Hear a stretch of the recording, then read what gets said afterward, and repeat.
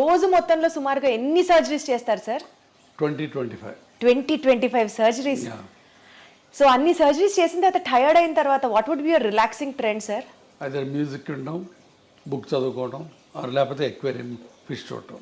Fishes చూస్తే you become happy again sir. Very relax. అదేం theory ఉంది చెప్పండి? ఏం థియరీ ఉంది అంటే ఇన్ బిట్వీన్ ది సర్జరీస్ ఓపీడీలోకి వచ్చి ప్రతి ఓపీలో నాకు ఎక్వేరియం ఉంటుంది. ఏ హాస్పిటల్లో ఎక్కడ కన్సల్టింగ్ రూమ్ అన్నా ఒక ఎక్వేరియం ఉంటుంది. ఆ ఫిష్ అటు ఇటు పోతూ ఉంటే అటు వెనకాల చూస్తా కూర్చుంటాను నేను. That is the biggest relaxation for me. తర్వాత music, reading A book.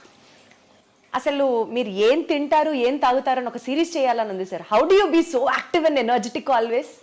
I don't know to be frank. Positive thinking నా ఉద్దేశంలో. ఒక నెగిటివ్ థాట్ కూడా ఉండదు నాకు రోజు మొత్తంలో. సో ఎప్పుడు ఎవరికి వాళ్ళకి ఏ రకంగా హెల్ప్ చేద్దామా, ఏ రకంగా పాజిటివిటీ తీసుకొద్దామన్న ఉద్దేశం, తపన ఉంటుంది దాంట్లో. I think that is the. కానీ జనం కూడా దాన్ని పాజిటివ్గా అందరూ తీసుకోవాలి అని ఉండదు కదా. అది కదా, వాళ్ళు పట్టించుకుపోయినా నేను పాజిటివ్గా ఉండటమే పాజిటివిటీ. అది నా పాజిటివిటీ ఎదుటి వాళ్ళ రియాక్షన్ మీద ఆధారపడి ఉండకూడదు. It should come from me and that is absolute, not relative. మీరు పాజిటివ్ ఉంటే నేను పాజిటివ్గా ఉంటాను, మీరు నెగిటివ్ ఉంటే నేను నెగిటివ్ ఉంటాను, అది లేనే లేదు.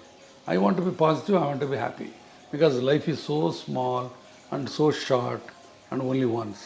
లైఫ్ లెసన్ సార్ ఇదైతే మాత్రం చాలా బ్యూటిఫుల్గా ఉంది సార్. 25 సర్జరీస్ చేసి పేషెంట్స్ని చూసి పుస్తకాలు చదివే టైం ఎక్కడ వస్తుంది సార్? రాత్రి పడుకునేటప్పుడు బెడ్ సైడ్ రీడింగ్ ఒక 1 hour చదువుతాను కంపల్సరీగా. Almost 1 hour. హార్డ్లీ మీరు 1-2 గంటలు పడుకుంటారా? లేదు, 6-7 గంటలు పట్టుకుంటాను. 11కి పడుకుంటాను, మళ్ళీ 5కి లేస్తాను. So 6 hours. తర్వాత కార్లో వెళ్ళేటప్పుడు చదువుతుంటాను book. Okay. So sir one thing, మీ పేషెంట్సే మీ నుంచి ఇది నా అలవాటు అని సర్ప్రైజ్ అయ్యే ఎలిమెంట్ ఏదైనా ఉందా అంటే ఏం చెప్తారు? నా అలవాట రోజుకి ఒక 1/2 కిలో వేరుశనగ పప్పులు తింటాం. నాకు పీనట్స్ అంటే భలే ఇష్టం. వేరుశనగ పప్పులు అవి ఉడకబెట్టి పెడతారు అక్కడ. సో పేషెంట్ మధ్యలో తింటూ ఉంటాను. అది ఆశ్చర్యంగా ఉండొచ్చు, బహుశా ఇన్ని పప్పులు తింటాడు అయినా అని. సో నాకు తెలిసి సార్ వేరుశనగ పప్పులు తినడం, ఈ అక్వేరియం ని మెయింటైన్ చేయడం అన్నది ప్రాబబ్లీ ఈ విషయం ఎవరికి తెలిసి ఉండకపోవచ్చు. Only after this interview I take the credit. Exactly. Sir one life lesson what medicine has taught you అంటే ఏం చెప్తారు సార్? Do whatever you can do without expecting anything and then God will give you whatever you deserve. అంటే less expectations, ఒక్క మాటలో చెప్పాలంటే absolutely no expectation and do it with your heart, not with your brains. Lot of the time brain పనిచేసి heart పనిచేయదు, అప్పుడే ఇబ్బందులు వస్తాయి. So anything you do with heart, with the compassion and passion, నీకు అన్నీ మంచి జరుగుతాయి. నాకు గట్టి నమ్మకం. Got it sir. Good intent will help. Exactly. Sir you being an orthopaedician sir, bones అనేవి బేసికల్గా బాడీ స్ట్రక్చర్కి హెల్ప్ చేస్తాయి అండ్ సపోర్ట్ ఇస్తాయి బాడీకి అని కాకుండా నిజంగా బోన్స్ రోల్ ఇంకా ఉందా sir? What usually people don't know or neglect about it. బోన్స్కి obviously it's a skeleton made up of bones and నడవటానికి, కూర్చోవడానికి బోన్స్, జాయింట్స్ ఆల్ ఒక కాంప్రహెన్సివ్ యూనిట్. ఆ బోన్స్ సరిగా లేకపోతే పెయిన్స్ వస్తాయి. ఒక పోస్ట్ మెనోపాజల్, ఇప్పుడు ఆడవాళ్ళకి పీరియడ్స్ అయిపోయిన తర్వాత బాడీ అంతా పెయిన్స్ వస్తాయి. అది because of the bone pain, because of the calcium ఉండదు, వైటమిన్ డి అబ్జార్ప్షన్ ఉండదు. కాబట్టి one of the most important problems of A old age is bones not being healthy. తర్వాత బోన్స్ నాట్ హెల్తీగా ఉండటం వల్ల పడిపోతుంటాం, ఫ్రాక్చర్లు అవుతుంటాయి. సో కాబట్టి బోన్స్ చాలా రకాలుగా బోన్స్ అండ్ జాయింట్స్ మనిషి మనుగడకి లాస్ట్ చర్మాంకంలో సుఖంగా జీవించడానికి ముఖ్యంగా కావాల్సింది bones and joints. Body organs bones తో ఇంటరాక్ట్ అవుతాయి అన్న స్టేట్మెంట్ ని మీరు ఏకీభవిస్తారా? తప్పకుండా. ఎందుకంటే చివరి రోజుల్లో the balance of the body is very important. అది కోర్ మజిల్స్ అవన్నీ కూడా మన మజిల్స్, బోన్స్ స్ట్రాంగ్గా ఉంటే మీరు పడకుండా ఉంటారు, లేకపోతే కింద పడిపోయి ఫ్రాక్చర్ అవుతుంటాయి. I mean to ask you sir, digestive system ప్రాపర్గా ఫంక్షన్ అయితే బోన్స్ హెల్దీగా వర్క్ చేస్తాయి. అంతే కదా, మరి డౌట్ ఏముంది దాంట్లో. ఇప్పుడు మాల్ సిండ్రోమ్స్ ఉంటాయి. మాల్ సిండ్రోమ్స్లో గట్లోంచి సరైన వైటమిన్స్, సరైన ఎలిమెంట్స్ అబ్జార్బ్ అవ్వవు. వాటిల్లో బోన్స్ ఆస్టియోపోరోటిక్గా ఉంటాయి. కాబట్టి డైజెస్టివ్ సిస్టమ్ బాగుంటే బోన్స్ బాగుంటాయి. కిడ్నీస్కి బోన్స్కి లింక్ ఏంటి సార్? కిడ్నీస్ బోన్స్ లింక్స్ అంటే బికాజ్ అగైన్ థైరాయిడ్, పారాథైరాయిడ్, తర్వాత కాల్షియము, పారాథర్మోను, ఆ బ్యాలెన్స్లో ఒక్కోసారి కాల్షియము బోన్లో ఉండకుండా బ్లడ్లోకి వెళ్తుంది. సో ఒక్కొక్కసారి కిడ్నీ స్టోన్స్ అని ఫామ్ అవుతాయి. సో ఇదంతా మల్టిపుల్ హోమియోస్టాసిస్ అంటే కాల్షియం మెటబాలిజం సరిగ్గా లేకపోవటం వల్ల, తర్వాత పారాథెర్మోన్స్ ఎక్కువ ఉండటం వల్ల, తక్కువ ఉండటం వల్ల ఆ టైప్లో బోన్స్ ఉండాల్సిన ఆస్టియోపోరోసిస్ ఎక్కువైపోయి బోన్స్ ప్రాబ్లమ్స్ వస్తాయి.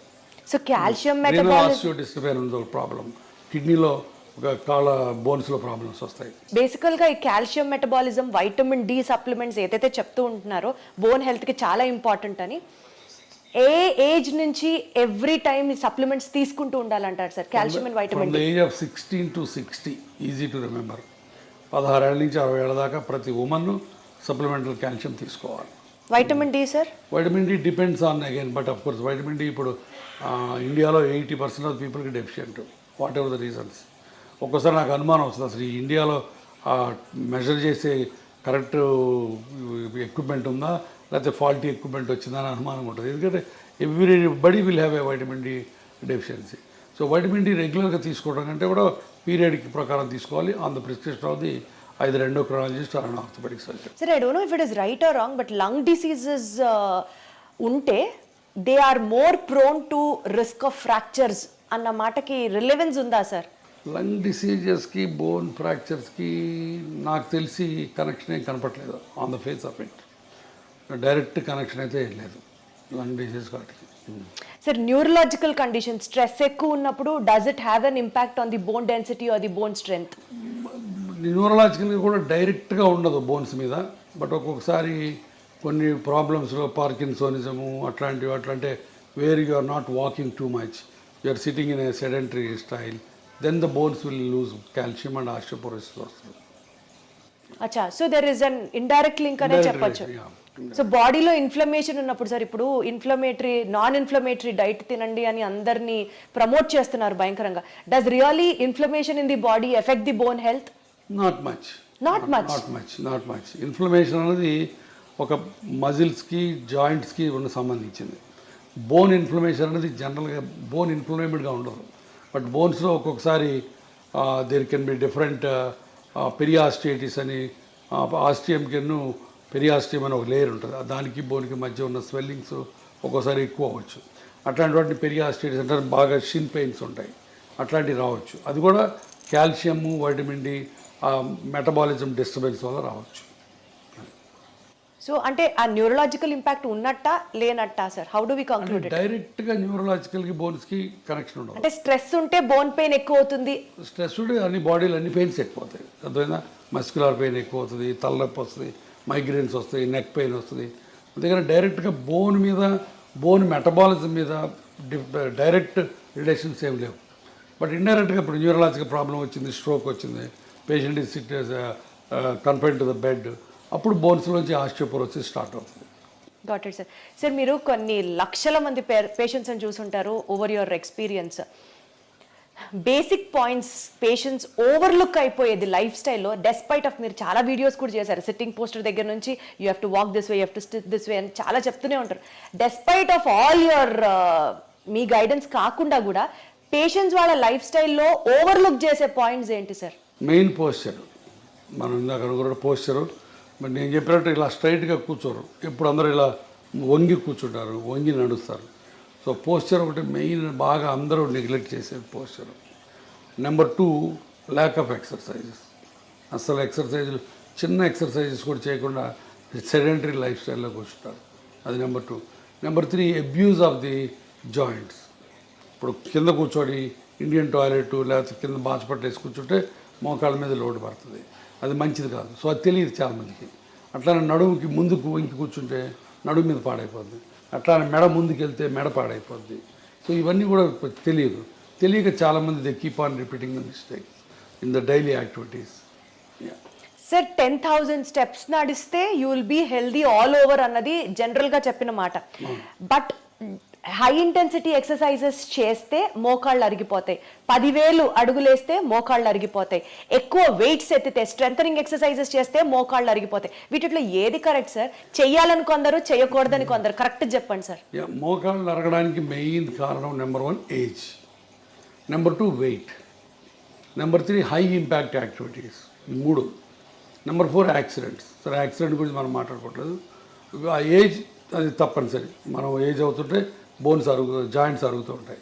Number 2 weight is directly proportional or directly damaging to the bone joint health. So అది మన చేతిలో ఉంది. సో కాబట్టి మీరు ఎంత బరువు తగ్గితే మోకాళ్ళకి అంత మంచి పని చేసినట్టు. Number or third point is abuse of the joints.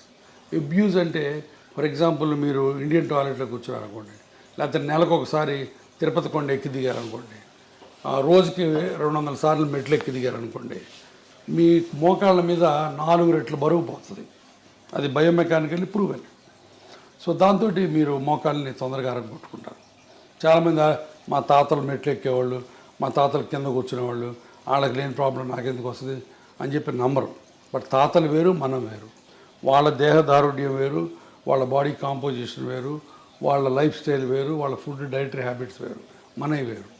మనం డెఫినెట్గా ఇండియన్ టాయిలెట్లో కూర్చున్న మెట్లెక్కి దిగిన 4 రెట్ల బరువు మోకాల నుంచి పోద్ది. That is a proven biomechanical thing. So కాబట్టి అది చేయకూడదు. సో అది చాలా చాలా జాగ్రత్తగా చాలా మెట్లు ఎక్కి దిగకుండా ఎవరికి అసలు ఇంపాసిబుల్ కాబట్టి వీలున్నంత వరకు, ఇంపాసిబుల్ అంటే వీలున్నంత వరకు.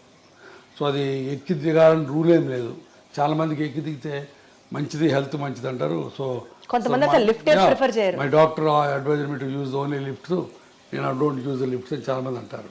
That is a wrong concept. ఎందుకంటే ఇప్పుడు కార్డియాలజిస్ట్కి మాకు ఇప్పుడు తగదాలు. కార్డియాలజిస్ట్ ఏమో నడవమంటాడు, మెట్లు ఎక్కమంటాడు, లిఫ్ట్ ఎక్కద్దు అంటాడు. నేనేమో లిఫ్ట్ వాడద్దు, మెట్లు వాడద్దు, లిఫ్ట్ వాడమంటాను. కారణం ఏంటంటే మెట్లు ఎక్కి దిగితే గుండెకి మంచిది, లంగ్స్కి మంచిది, బట్ మోకాళ్ళకి బ్యాడ్ అయిపోద్ది. సో అన్ని బాడీలో అన్ని ఆర్గన్స్కి కాపాడి స్టిల్ ఎక్సర్సైజ్ ఇచ్చేది 2 బ్రిస్క్ వాకింగ్ అండ్ సైక్లింగ్ ఒకటి. ఈ రెండు మీకు బాగా ఉపయోగపడతాయి. సో అది చేసుకుంటే చాలు. ఇప్పుడు ప్రతిరోజు మెట్లెక్కి దిగాలని రూల్ లేనే లేదు. సార్ కొన్నిసార్లు మీ ఫ్యామిలీ గురించి, మీ పర్సనల్ స్పేస్ గురించి మీరు మాట్లాడినప్పుడు చాలా కంపాషనేట్గా మాట్లాడుతున్నట్లు అనిపిస్తుంది. ఈ field especially in the terms of medical field, hospitals, costly hospitals, rich is everything, కంపాషనేట్గా అనిపిస్తుందా సార్, లేకపోతే కమర్షియలైజ్ అయింది కల్చరు అన్న ఫీలింగ్ మీకు ఎప్పుడైనా వచ్చిందా? కంపాషన్ అనేది గుండెలోంచి రావాలి, కమర్షియల్ అనేది బ్రెయిన్లోంచి. ఇందాక మనం అనుకున్నట్టు ఇది కమర్షియల్ వరల్డే, but still you can be kind, you can be compassionate. That's what it is. ఇప్పుడు మా హాస్పిటల్ ఉంది, మేమే చారిటీ కాదు. We have to run the hospital, we have to earn for the stakeholders, but at the same time we don't need to flee the patient దోచుకోవాల్సిన పని లేదు, and వాడి రక్తం పీల్చాల్సిన పని లేదు. మేమే కాదు, 90% of the doctors don't do that. But ఆ దురదృష్టవశాత్తు thanks to media, thanks to the people, మేమందరం దొంగలవి, మేమందరం రాబందులవి, మేమందరం బందిపోట్ల కింద చిత్రీకరించబడుతున్నాం. The unfortunate thing they. కాబట్టి కంపాషన్ బేసిక్గా లేకపోతే you are not fit to be a doctor. So compassion తోటే అందరూ ప్రాక్టీస్ చేస్తాం, బట్ ఒక్కోసారి బయటికి కమర్షియల్ ఎలిమెంట్సే బయటకు వస్తాయి. Profit over a patients care, if you have to talk, మీరు ఎప్పుడు patient care this really made my day, నేను ప్రాఫిట్ చూడలేదు ఈ కేసులో అని మీకు ఆ హార్ట్ వెల్మింగ్గా అనిపించిన? చాలా సార్లు వస్తుంది అది. ఇప్పుడు నా దగ్గర పేషెంట్స్ వస్తారు, I'm working in a corporate hospital, ఇందాక మీతో అన్నట్టు చారిటీ హాస్పిటల్ కాదు, ఇక్కడ బిల్లులు లక్షలు అవుతాయి. బట్ ఒక్కొక్కసారి బిల్లులు కట్టలేనప్పుడు అవి ఏవి చేస్తాం, చేతనైన సహాయం చేస్తాం. ఇప్పుడు నేను ఒక ట్రస్ట్ పెట్టాను, ఆ ట్రస్ట్లో హెల్ప్ చేస్తాం. సో చాలా రకాల హెల్ప్ చేస్తాం. ఆ హెల్ప్ చేసిన ప్రతిసారి హ్యాపీనెస్ ఉంటుంది, దాంట్లో డౌటే లేదు. One incident if you have to tell sir, it really made your day అని అంటే ఏం చెప్తారు? చాలా ఉన్నాయి. లాస్ట్ వీక్ ఇట్ సెల్ఫ్ ఒక కలీగ్ ఆర్థోపెడిక్ సర్జను, బట్ చాలా రోజుల నుంచి ఆయన ప్రాక్టీస్ చేయట్లేదు, బెడ్ మీద కదలట్లేదు, ఆయన పడి ఫ్రాక్చర్ అయ్యి వచ్చాడు. సో హిప్ రిప్లేస్మెంట్ చేసాం. అయిన తర్వాత కూడా ఆయన 10 రోజులు హాస్పిటల్లో ఉన్నాడు, బట్ నడవలేదు. ఈ రిఫ్యూజ్ టు వాక్. బిల్లు చాలా అయింది, మళ్ళీ కట్టుకోలేమన్నారు. దాన్ని మరి 70% బిల్ తగ్గించి ఇంటికి పంపించాను. ఆ ఇంటికి పోయే ముందు ఆయన నాతో వీడియో కాల్లో ఆయన కళ్ళల్లో కృతజ్ఞత, ఆయన ఆవిడ కళ్ళల్లో కృతజ్ఞత నాకు evident, and that made my day. Wonderful sir, super super. Sir ఇప్పుడు సోషల్ మీడియా ట్రెండ్ అనుకోవచ్చు, maybe because of the awareness for the people అనుకోవచ్చు, ప్రతి ఒక్కళ్ళకి మెడికల్ నాలెడ్జ్ తెలుస్తోంది and they started questioning the doctors as well. Absolutely. మీరు appreciate చేస్తారా act ని, or you get bored or విసుగొస్తుందా? విసుగు రాదు, 70% దాకా టాలరేట్ చేస్తాను. బట్ ఒక్కోసారి వాళ్ళు గీత దాడతారు. గీత ఏం దాటి జరిగింది సార్ అలాంటి సంఘటన ఒకటి చెప్పండి. ఏం లేదు, ఫర్ ఎగ్జాంపుల్ నిన్న మోకాళ్ళ ఆపరేషన్కి ఒక ఆయన వచ్చాడు. ఆయన ఏదో ప్రొఫెసర్ ఎక్కడో, కొంత నాలెడ్జ్ ఉంది. సో క్వశ్చన్స్ అడుగుతున్నాడు. నేను చాలా ఓపిక్గా 20 నిమిషాలు ఆన్సర్లు ఇచ్చాను. మళ్ళీ 21 తర్వాత మళ్ళీ మొదలుపెట్టాడు. నాకు కొంచెం కోపం వచ్చింది. మిగతా పేషెంట్లు వెయిట్ చేస్తారు. నేను చెప్పాను, ప్రొఫెసర్ గారు మీరు ఇందాక అడిగిన వాటన్నిటి సమాధానాలు చెప్పాను, మళ్ళీ అదే క్వశ్చన్స్ అడుగుతున్నారు, సేమ్ సమాధానాలు చెప్తాను, ఇది కొత్త సమాధానాలు ఉండవు. మీరు అనుకున్నట్టు సమాధానం రావాలంటే రాదు, సమాధానం ఒకటే ఉంటుంది, మీరు అనుకున్నట్టు రాదు అని చెప్పాను. అంటే తిట్టినట్టు చెప్పలేదు, బట్ కొంచెం వాయిస్ పెంచి చెప్పాను. ఆయన అర్థం చేసుకున్నాడు. డాక్టర్ గారికి కోపం వచ్చినట్టుందని మెదకుండా వెళ్ళిపోయాడు. బట్ చాలా తక్కువ అలాంటి ఇన్సిడెంట్స్. సార్ బేసికల్గా మీరు అన్ని ఇయర్స్ మెడిసిన్ చేసి అంతమందితో చూసి పేషెంట్స్ని చూసి ఒక డెసిషన్ తీసుకుంటారు సార్, మెడికల్ డెసిషన్. అన్ఫార్చునేట్లీ అది మీడియా వల్ల కానీ పబ్లిక్ వల్ల కానీ మిస్అండర్స్టాండ్ అయిన సిచ్యువేషన్స్ ఉన్నాయా? ఉన్నాయండి. ఇప్పుడు నేను ఒకసారి అంతకుముందు కూడా చెప్పాను, ఒక పేషెంట్కి కాలు ఇరిగి వేరే హాస్పిటల్లో ట్రీట్మెంట్ చేసుకుంటే ఆ కాలు అంతా డెడ్ అయిపోయినట్టు అయిపోయింది, వుడెన్ ఇండ్యూరేటెడ్గా అయిపోయింది. దాన్ని మనం కంపార్ట్మెంట్ సిండ్రోమ్ అంటాం. అతను నా దగ్గరకు వచ్చాడు, కాలు తీసేయమంటున్నారు సార్ మిగతా వాళ్ళు, మీరేంటని. నేను కాలు తీయక్కర్లేదు అని చెప్పి 3 నెలల పాటు లిటరల్గా సాకాను ఆ కుర్రాడిని. సాకడం అంటే ఏదో కుర్రాడు తమ్ముడిని కొడుకుని చూసుకున్నట్టు చూసుకొని అతనికి హైపర్ బ్యారిక్ ఆక్సిజన్ కావాలంటే ఇక్కడ, లేకపోతే వేరే ఇంకొక మిలిటరీ హాస్పిటల్కి పంపించి అన్ని రకాలుగా చేశాను. బట్ చివరికి అతను వెళ్ళి 3 టీవీ స్టేషన్స్లో ఇంటర్వ్యూలు సంపాదించి కూర్చొని గురువారెడ్డి మంచోడు కాదు, నా కాల్ని పాడు చేశాడు అని చెప్పాడు. So 3 interviews.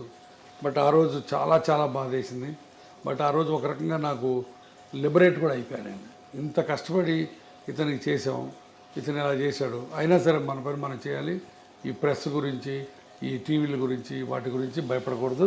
నీ ఆత్మకి నువ్వు గట్టిగా ఉన్నంతకాలం వీటి గురించి భయపడకూడదని ఒక రకమైన తెగింపు, ఒక రకమైన స్వాతంత్రం, ఒక రకమైన లిబర్టీ, ఒక రకమైన ఏమంటుందాన్ని